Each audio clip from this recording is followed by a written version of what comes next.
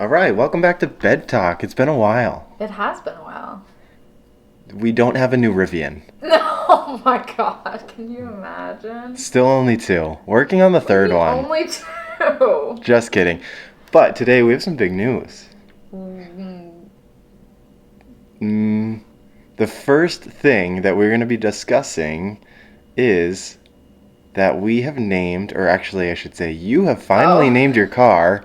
So that's on the list today. We also have to talk about the new Gen 2 quad motor. I did get an email about it. You did? Yeah, somehow I wound up on the mailing list and I don't know how or when it happened, but now I get these emails and then I'm like, oh, this seems like big news. Let's talk about it at some point later. So I'll flag the email to remind myself to talk to you. It must just be because you signed up to drive the vehicle. Like you put your email in. That makes sense. Like I create a profile on the Rivian app. And then we also just have to talk about what's new in the model year 2026. We're halfway through 2025 and I feel like there's things they still need to work on. Oh, there's plenty that they need to work on. But that's what we have to discuss today. So I will give you the floor because I think that you need to tell the people what we are naming the LCAP R1S. Okay. So I have to give a disclaimer that I don't support J.K. Rowling or her views. However, I did decide to name my car Narcissa Malfoy. I feel like I was toying with Harry Potter names for a while. Yeah. Just like the Gray Lady because my car is sleek and sexy and gray. You also said something else that I really liked. Was it maybe one of the names of the wands? I don't think. Unless it was Narcissa. I was going to say the Elder Wand has a name, but I don't know. Levioso. Leviosa. Lucius Malfoy? Was that Yeah, I think I liked Lucius. Okay, but I feel like my car is a woman. So we have two women vehicles. Yeah. Yeah. Yeah. We're a feminist household. Yeah. Yeah. So I liked Narcissa because she, first and foremost, is a dark character. I mean, we have a dark exterior. She's pretty moody. But Narcissa has a white streak in her hair. And our interior is the white leather. So I felt like aesthetics-wise, it fit with the name. Plus Narcissa is a character who struggles with both light and dark, and that is kind of what the vehicle gives off. She's powerful, but conflicted. And I also have conflicted emotions about the vehicle. I think that this is the deepest... Yeah.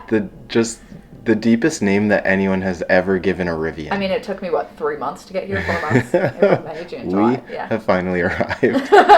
Okay, well, you know what the next step is. Changing the name in the app. We have to change the name in the app. Yeah. So I can that do that you as can we do this. Very good. So, for all of those that have been waiting for the vehicle name, you have it. Are people really waiting for the vehicle name? Yeah, I mean, I get messages all the time. Oh my god, well... So sorry it took me so long, everyone. They said, why is your car still named R1S? El Cap Granite. Yeah, parentheses, El Cap Granite paint. I'm looking at it right now. So I think we addressed the biggest elephant in the room. Yeah, apparently. The question is, how do I change the name in the app? All right, this is another tutorial for all those people out there that have not changed their name. What you're going to do is you're going to go to your vehicle. You are going to go down... until you see the name. And then you're going to tap on the vehicle's current name. And then you can hit edit vehicle name. Yeah, go down. Okay. Tap the name. And then you hit edit the name. And it's kind of nice because it gives you all your vehicle information. You can see your VIN number, your trim, your drive system, how many miles you have. I don't think I can edit the name because you were the primary. Oh my goodness! See? I'm gonna give you the device. Oh wow. Oh. Okay, so note to self: if you're not the primary driver, even if it's your vehicle, you can't rename it. Ooh, that's a hot tip. Yeah. Also, this is why I should have been the primary on the vehicle. Okay. Well, you didn't name it Lucius, so that's why. All right, Narcissa Malfoy is officially in the family now. Very cool. Do you have any other comments to discuss about your R1S? You've been driving it a little bit more. Yeah, I drove it 4 days last week, including a longer drive in which I was stuck in traffic for 2 hours. A drive that should have taken me like an hour and 10 minutes took me 2 hours. But I took your advice and I used the self-drive for almost the entirety of the time that I could, at least. Nice. First and foremost, I was amazed by how well the battery did. Yeah, you left at 100% because you were going to drive a decent amount. Yep. So it took me 2 hours to drive to my destination. And I think it's like 76 miles. Yeah.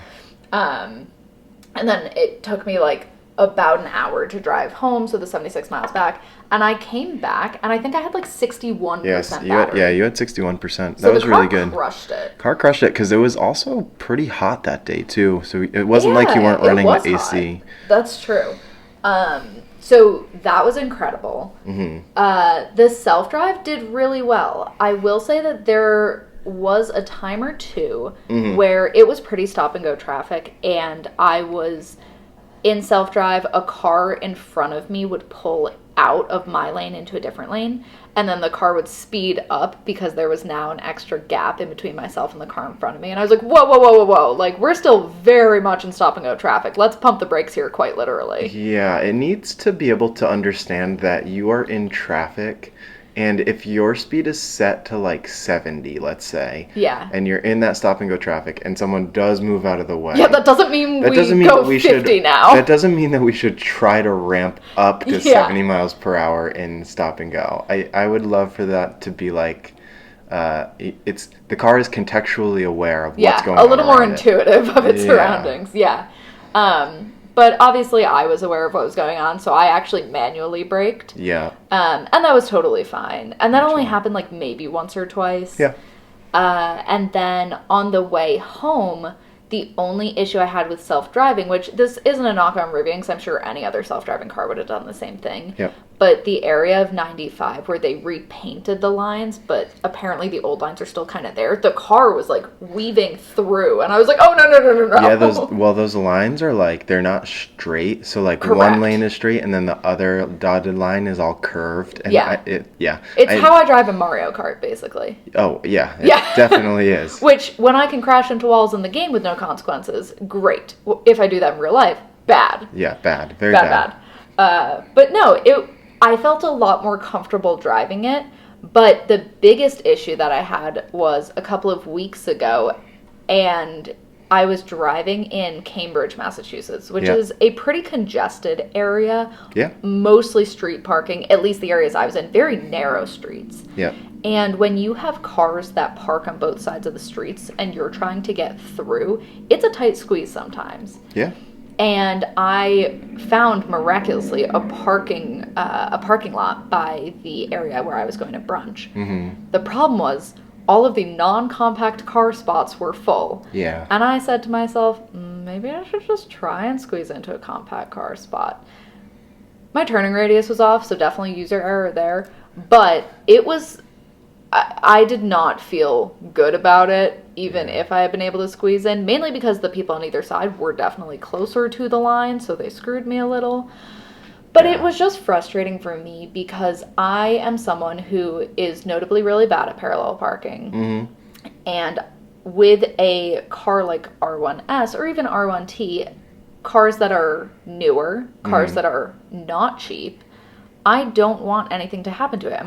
Massachusetts drivers are it's a dangerous place there. Yeah, and so I feel more secure in a lot for that reason. Yeah. Well, that's why we need to get R2. Yes, but it's still not a car. It's still an SUV. Still an SUV, but it's more compact. And then R3 is really the city. The rally car. Yeah, that's really the city car. And that's what I think in Europe is going to take off. Oh, yeah, the smaller vehicle. I mean, I personally don't like the look of R3. I know a lot of people do. It's not my style or vibe. Yeah. But it was a time like that where I was reminded how much I miss having a car rather than a large SUV. Tessie was easy to fit into these spaces. Yeah, Tessie, my Kia Forte, my Hyundai Elantra. It's just, it's easier to whip, you know? Yeah. Well... I mean... But I'm getting there. Yeah. I'm getting better. Yeah, Practice makes perfect. Once you start driving more during the year, I think we'll get more more your spicy takes on it.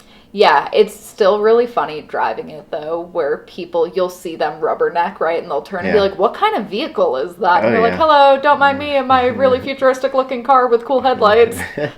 It should hopefully make you smile. Yeah, I mean, it makes... It's a happy car. I was going to say, it makes me smile because I'm like, oh, look, people are interested in Rivian. And I want to roll down my window and be like, so have you heard of my husband's YouTube channel, Mike Kantorsky Tech? No. Ugh, vomit. Ugh. Like and subscribe. Speaking of my YouTube channel, I just posted a new video about the quad motor. Is that the one with Arlo in it? Yeah, he's in the background. I honestly didn't listen to the audio. I just looked at our dog. Wow. That is support. Listen, it was... I don't feel like it was time for me to listen to audio without headphones. I don't remember what we were doing, but I was like, I shouldn't turn audio on right now. Well, I'm going to sum up the whole video for you. Hit me. There's two people that should buy this vehicle. Two types of people that should buy this vehicle.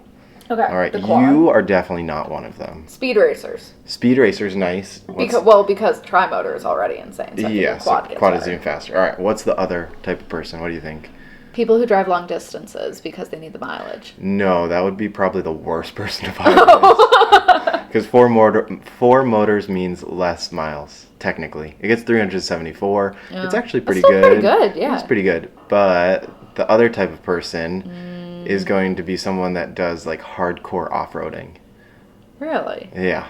Why? Does that take more battery? Well, more power just means that you're able to do more. Yeah. And then there's a new feature called a kick turn. That sounds like a skateboarding term. Exactly. Look at me, Tony Hawk. It kind of is like a kickflip? No, I don't think you want to kickflip your vehicle. No, I mean, yeah, that's so fair. What's the one where the board just spins? I guess, I don't know. But you are asking the wrong person. All right, I'm going to show you. This is going to be a really cool visual for you. All right? Yeah, my phone is on the table. All right, I'm going to describe this for all the listeners. The phone is sitting on the table, and then when you do a kick turn, the car just rotates in place because four motors means that you can torque vector on the different vehicles. You're just doing donuts. So you're able to just do, like 360s. But if you're driving, I don't want to do a 360. You don't, why not? That's so scary. It's pretty cool. No. It's like a carnival ride. I'm known hater of carnival rides. So the idea of the kick turn, though, is that if you come to a place on a trail that you need a really hard turn, you can get up to that hard turn and then just spin it and keep going. Okay, that sounds really cool, but also really dangerous. Yeah, there's only like certain times that you can use it. Okay. It has to be in like rock crawl mode or like certain off-roading modes. I mean, when I say it sounds really dangerous, I mean like I would not feel comfortable in a vehicle doing that, A, at a high speed. No, yeah, you can't. And B, on a trail I didn't know. True. I mean, the people that are using this and buying it will have that experience. Yeah, so you are absolutely correct. I am not the right party for a quad.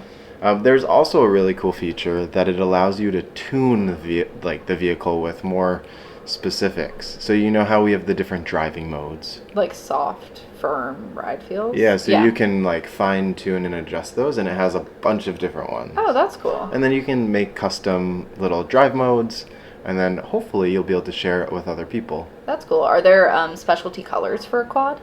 There is. Ooh, hit me with those. All right, you have launch green. So what kind of green is launch green? It's like I would say it's a muted green because like there's like sage green. You know, like your hat is? You know, like Halo. Like the Halo green. Yeah, like the Halo green. It's like like a sage, I guess. No, sage isn't. Sage is light. I don't feel like Halo green's light. Yeah, I guess so. Okay. But no, it's like a darker sage green. I don't feel like you know what sage green is.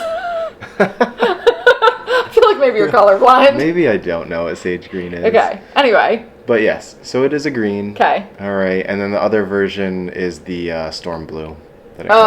Yeah. Yeah. So there's only two colors that you can get it in right now because it is the launch edition, but then eventually you'll be able to customize it once they're done with the launch edition. Okay. Launch edition gets you a few like freebies or free upgrades, even though they're not really free because you're paying a lot of money for the vehicle. Yeah. You get a lifetime subscription to the connectivity. You get a lifetime What do you subscription. mean? Like, What you know how connectivity? like the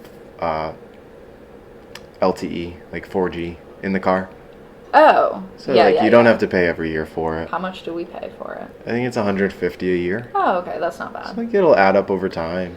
Sure, but I work from the vehicle enough while you're driving it where it's definitely worth it Yeah, for us. it's definitely worth it for us. You also get the lifetime subscription of the Autonomy Platform Plus, which we actually don't know what the price is going to be of that yet. Okay. So that could be a deal. That could be a pretty good deal. Okay. I still have a hard time buying something that is promised. Whenever I buy anything tech related that comes with software updates, you never buy something with the hopes of them putting something in. No, you buy with what's, what it has. 100%. I want like a contractual agreement telling me what is going to be in that promise. Like not just, oh, you get the autonomy platform or something. Like I want detail by detail what I am getting in that platform, Because a lot of people probably bought a new iPhone this past year thinking they're going to get the upgraded Siri, because that happened over a year ago where they were like, we're updating it with AI. That hasn't happened yet. Most people just don't know that. Do I have that? Because I feel like when I hold my phone, there's like a fun little rainbow thing. They have a nice new visual, Siri? but Siri has not actually improved yet. Ooh. It's the same Siri. She did just say, I didn't get that. Could you try again? So get it together, Siri. And that is Siri in a nutshell. Yikes. But yeah, so I think that there are some cool upgrades for Quad. I think my biggest gripe with it is that really there's no visual cues to tell you that it's a quad other than the turquoise colors or the teal colors that are on it. Okay, first off, teal is... It's teal, not turquoise. Well, regardless, neither of those colors are halo green. Let's just circle back there. Accents. Oh, accents, Yeah. okay. So there's Laguna Beach Blue is the Love color. the name of that. And it is the brake calipers. Oh, as opposed to the yellow. As opposed to the yellow. Okay, I mean, I do enjoy that because I'm not the yellow. But the fan. issue is that the old quad had the yellow. Why is that an issue? Because now... That's how you can differentiate. Yeah, but the Gen 1 quad has yellow, and then the Gen 2 has the blue. I don't understand the problem here. And the Tri now has the yellow. Nope. You're not picking up what I'm putting down? I'm not picking up what you're putting down. So the original Gen 1 vehicle had yellow accents, and you would look at like that... Gen 1 R2 and R1S? Sorry, Gen 1 quad motor. Okay, this is where I was falling apart. Yes. Got it. So the original one had yellow. So you looked at it, you saw the yellow, and you're like, that's a quad. But doesn't everyone have yellow? No. What do we have? We have yellow because Right. the new Tri for Gen 2 has yellow. So now when you look at a vehicle, see, this is what they did. I feel like we're doing that old joke that's like, who's on first? Exactly. We are Abbott and Costelloing this. Oh my god. So this is the current lineup. Okay, hit me. Silver is dual. Okay. All right. Well, silver black. Yeah, silver black. So you have silver black. Yeah, that's my R1T. Okay. The Tri-Motor now has the yellow accents. Because I have a Gen 2 R1S. Yes. Okay. These are all Gen 2s. Or tri-motor is the difference. Yeah. Okay, got it. And then Gen 2 Quad now has the new Laguna Beach Blue. Right, so that's how you differentiate between the motors. That makes sense. So what is currently your problem now, here? that the Gen 1 Quad originally had yellow. So if you look at a Gen 1 Quad... Okay, so it has nothing to do with the generation, it just has to do with the motor. No, it has all to do with the generation. No, but like it's the different colors are for the motor specification. Correct. Like dual, tri, and quad. But your problem is that Gen 1 quad is yellow, Gen 2 quad is Laguna. Blue. Okay. They should have. I think, in my opinion, they should have. They both should have been blue. No, if they started off that way, but right, because tris are yellow. They should have kept the quad as yellow, and then the tri should have come in the blue. Why? Why can't quad be blue? What's your problem with blue? Well, just because they already started something and then they changed it. Oh, okay. Did they start quad before they started tri? Yeah. Wait, how is that possible? I feel like you're skipping a step. Because the original vehicle that came out was a quad motor. That was the first vehicle to ever come out. Wait, really? Yeah. Is that more complicated to start with 4 motors as opposed to 2? Definitely, but usually usually like these brands start with their Halo product, right? So like top of the line. Okay. They want the most bang for their buck, most Flagship. money for it, and then they come down the line. Interesting. So I Quad feel was like you should first. perfect a base model before you go for the stars here. Well, you're gonna get more probably return on investment there, just because But people you're are going to have less people investing because well, the price point's going to be higher now. price point's going to be higher, but what you're making off the product is probably going to be more. Okay. What is the price point for a quad? So. Oh no, I don't like the face you just made. Quad launch. Should I So guess? this is the launch edition. Okay. Yeah. Guess what the price I'm point so is. nervous. 120. Yeah, I mean you're pretty much spot on. You're lying. The R1S is 126. Oh, And then the R1T is 120. that's insane. I mean it's a lot of money. So that's the launch edition. So that comes with all the free upgrades. Okay. As far as like the free upgrades go, you have the subscription stuff that I talked about. Mm-hmm. You get a camp speaker. Cool. You get a key fob. Oh, okay. You get the sound and vision package, which the upgraded sound. We have the upgraded sound. Bum bum bum. Mm-hmm. Yeah, I know. Carry on though. The utility panel, so it comes with the air compressor. Nice. You get the powered tonneau cover if it is the Ooh. R1T. Okay. So that's good. That's cool. And then you also get all like the reinforced underbody shields. Okay, well that's good when you're driving a Rhode Island because those potholes are no joke. That usually comes with the all-terrain stuff. And well, that makes sense. And Yeah. it comes with the flashlight and the first aid kit and stuff. Yeah, you Yeah, get like those the are basics, standard. but Cool. you no longer get the mobile connector. So like if I went to a campground, Uh-huh. I wouldn't have the connector that could plug into like a regular plug. Oh, but that's an accessory you can buy, no? Now you can. It's $400. Whoa! Yeah. That's crazy! Is it Rivian specific?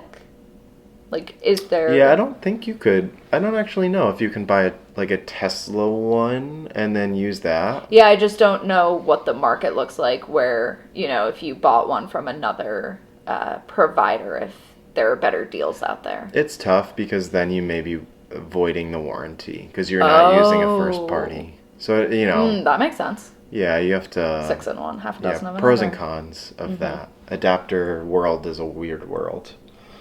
But the other cool thing that you get on it is the Gear Guard Gary badge at the back. I which love looks that. pretty cool. It looks like a bunch of wind was blowing like his hair in one Oh, direction. that's so funny. So that's cool. I like that. I enjoy that. I really want one for my tri-motor. Is it something you can get? No. because it's a decal. It's like, a on decal. the- You'd have to somehow get take the it into service the center shop. to tell. Yeah. But they would probably never do that. Or there have been people that have created them because it Yeah. almost looks like one of the pins that you collect. Oh, the enamel pins. Yeah, it looks like an enamel pin. Cool. So that's pretty cool. But that's really all that's new with the quad. Okay. So if you look at the 2026 model year now, there have been very small changes. And this also kind of includes the quad. Okay. Because this is my biggest gripe about it. Is that the interior, there's no changes. So because it's a new model, I guess New model or year. Quad can be considered. They just made no progress with it. What would you have liked to have been done on it? Number one is you have a list. I kind of have a list. Okay. So number one would be the charging pad for your phone.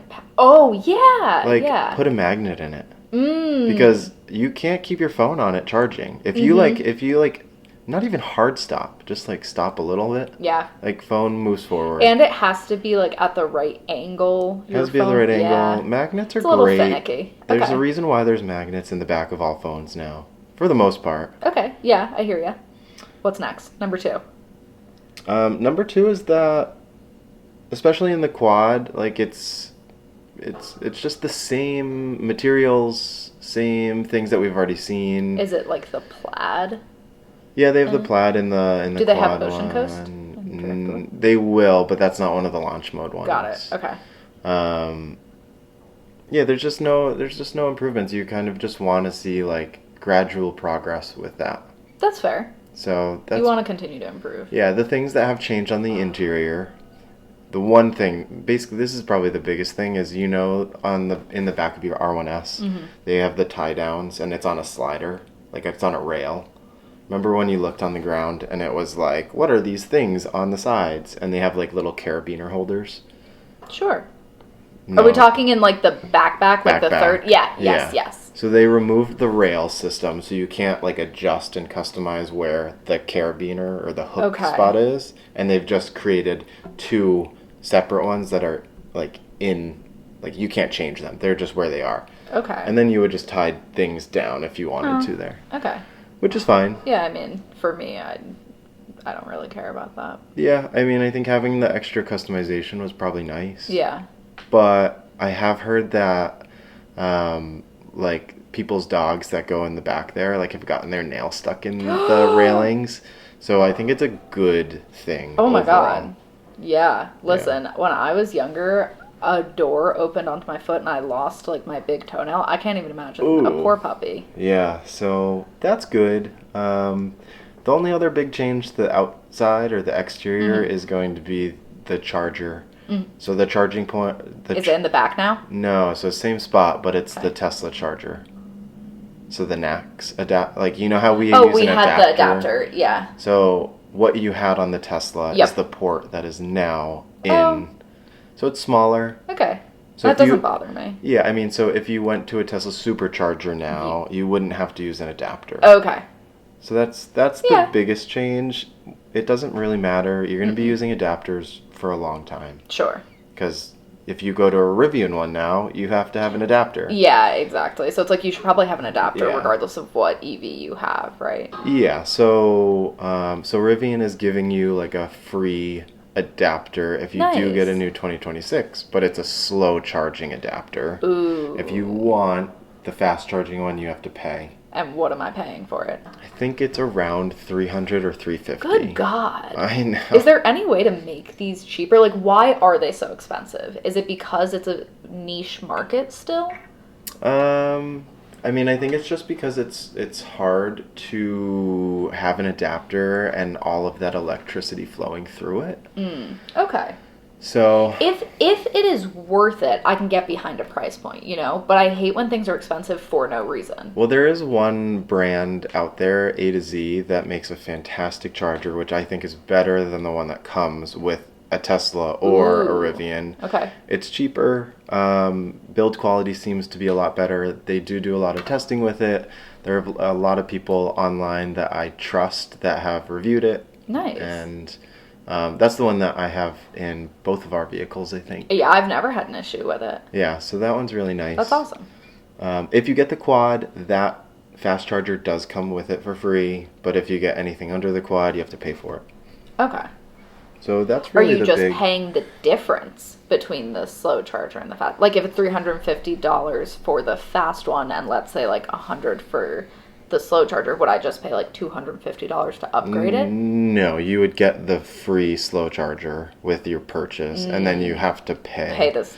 Well, that's silly. I feel like they should just say like if you want the fast charger instead of the slow, you just pay the difference. You're making way too much sense.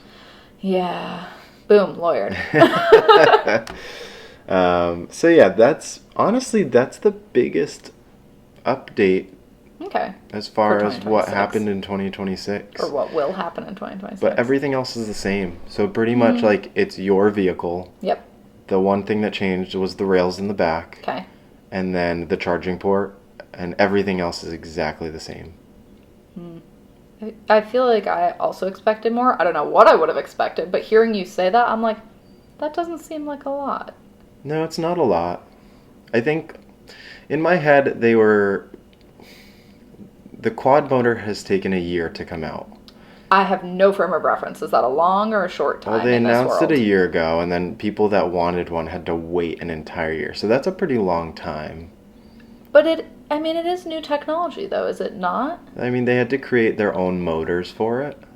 And you got a beta test, so I feel like a year from announcement to production. But it's tough when you already had a quad motor. Okay. Like working, you know. Yeah. Then they swapped the motors, and I think it's worth the wait if you really wanted that quad motor. But I think driving it, because that's the next thing that I wanted to discuss, is that I went to go test drive it. Oh, yeah.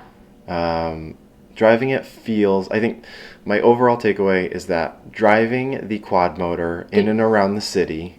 Did you drive an R1T or an R1S? I drove an R1S. Okay. So driving it around the city feels exactly like the tri-motor. Ah. But there is one difference. I did think that the quad motor did not have as much bounce to it. Okay. And I think that might be due to the fact that the quad motor has like even distribution. Of weight compared to the tri. Do I have 2 in the front and 1 in the other No, way? it's 2 in the back, 1 in the front.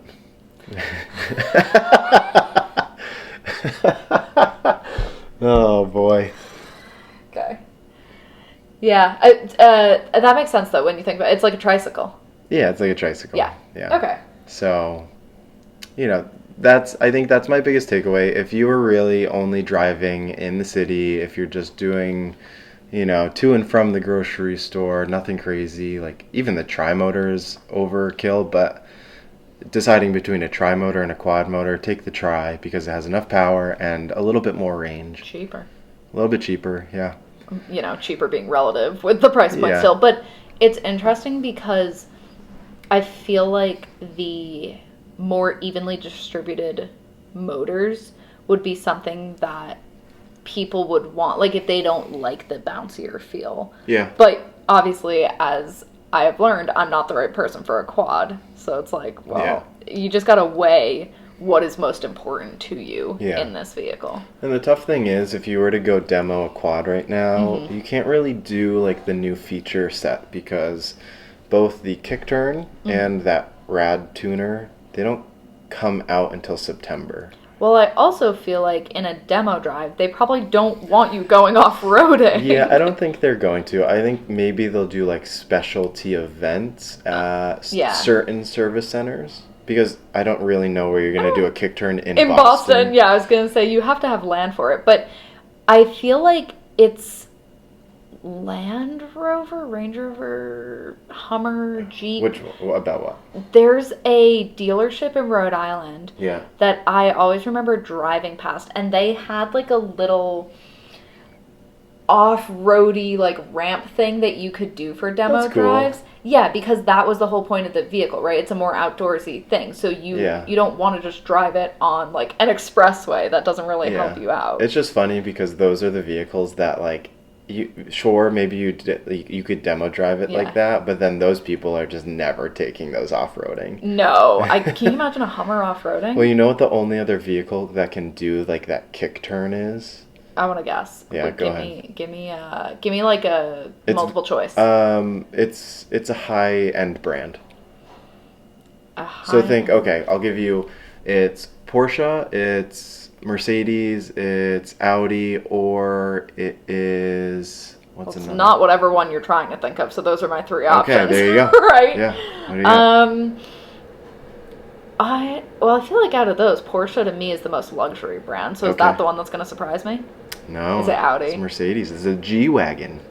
Really? The G-Wagon, called the G-Turn. Oh, I mean, that's fun. Yeah, but who's going to do that in their G-Wagon? How many people have that vehicle is the better question. True. I mean, it's a very expensive vehicle. Wow. But, yeah. Interesting. Okay. Yeah. Yeah, they definitely are going to need to have that in practice somewhere, because I feel like if I buy the vehicle for that specific reason, right, off-roading and kick turning, I'm going to want to try it before I buy it. I feel like that's probably. Yeah. Right? I don't know how many people would be able to try it before they buy it, unless they live somewhere where they could do that, but hopefully they have some type of event and you can do it. Kind of like they did for South by Southwest. They put a bunch of dirt in the middle of wherever. Austin, was it in Austin? Yeah, I think that's. And they had like cool demo drives. So if they could do something like that. That would be cool. Yeah, that would be cool. So I feel like the biggest thing that's happened to us in the last couple of weeks with the vehicle, and you bummed it earlier, like a sad, sound effect. Yeah. Well, yeah. The sound quality in my R1S, which we've talked about a couple of times on Yeah. the podcast, how people have complained that it's not as good as it needs to be, and then we talked about how my mom was in the second row and she's like, oh, the sound is totally fine. But recently, my sister was sitting in the third row, Yeah. and we were listening to music, and she said, I can only hear the backing vocals and the instruments. Yes.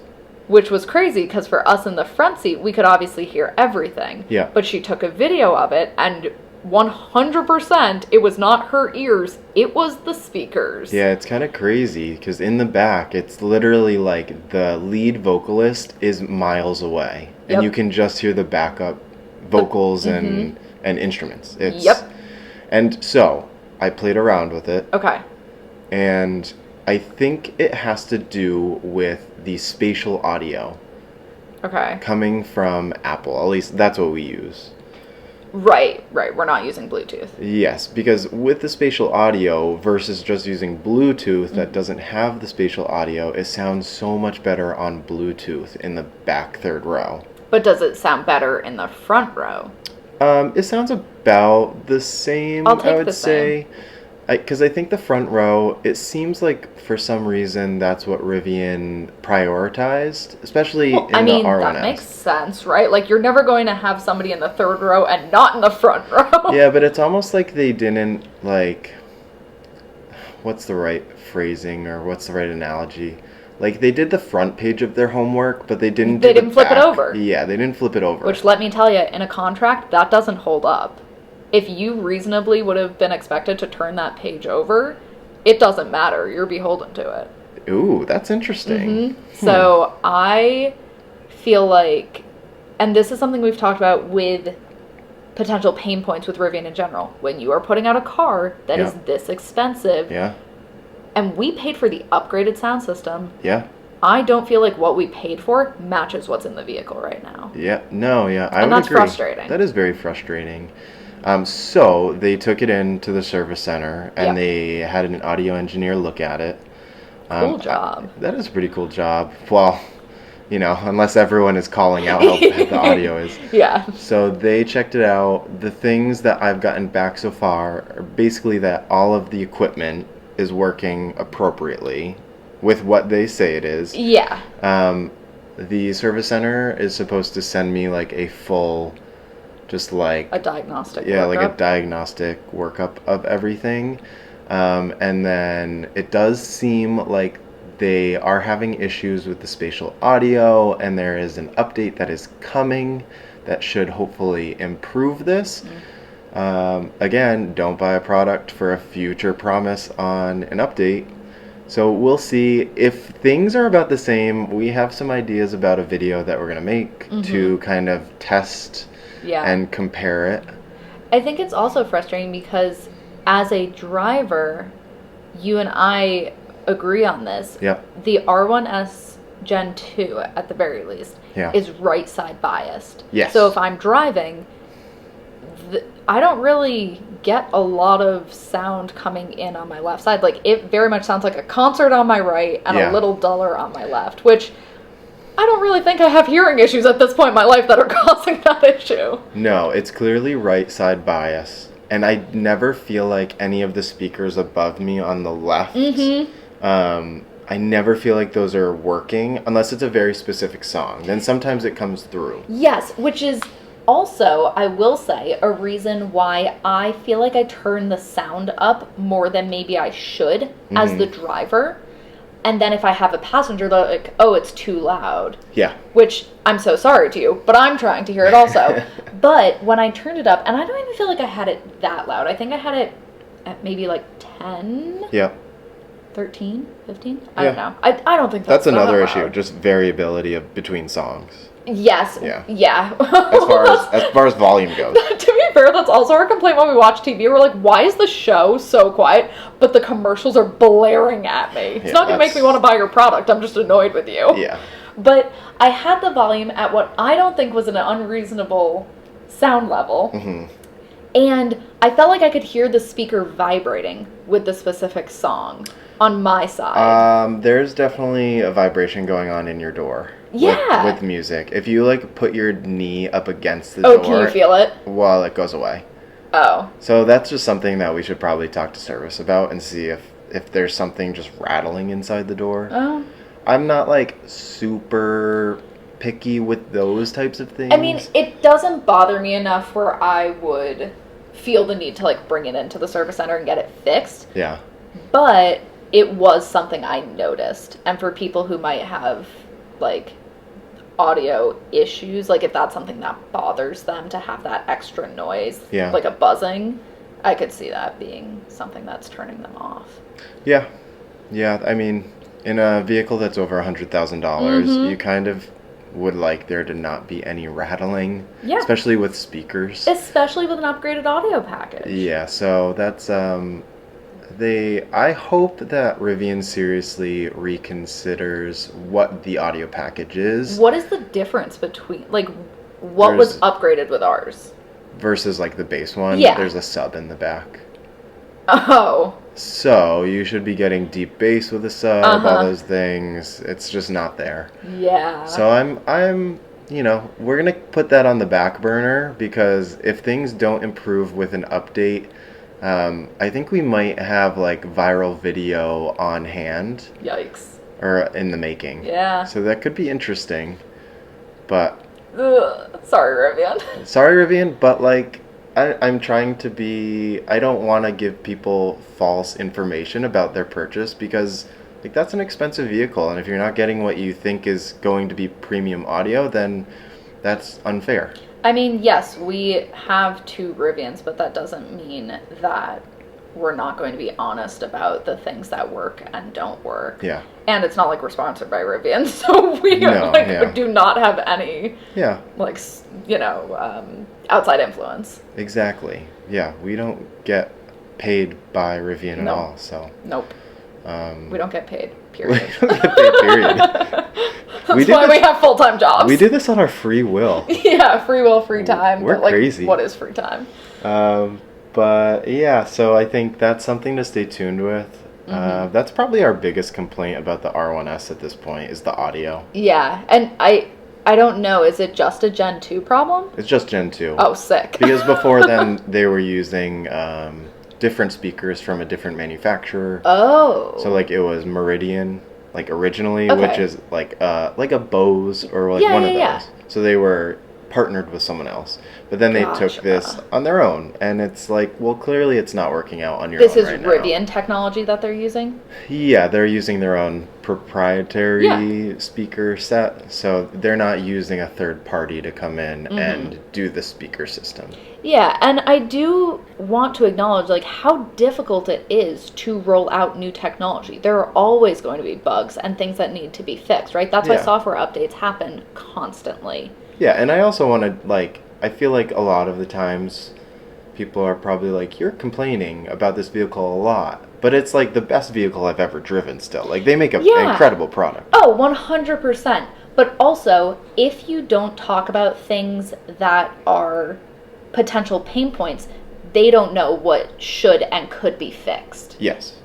Like, the squeaky wheel gets the grease. That's what they always say. Like, we're not complaining to complain. We are talking about this in hopes that it gets better for future models. Definitely. We are trying to help them to make their product even better. Exactly. Because if they didn't hear about it and everyone was like, well, the audio is terrible, but they never got told, then how are they going to fix it if they don't know? 100%. But also, like, they definitely drive their own vehicles, so, like, what's going on? So.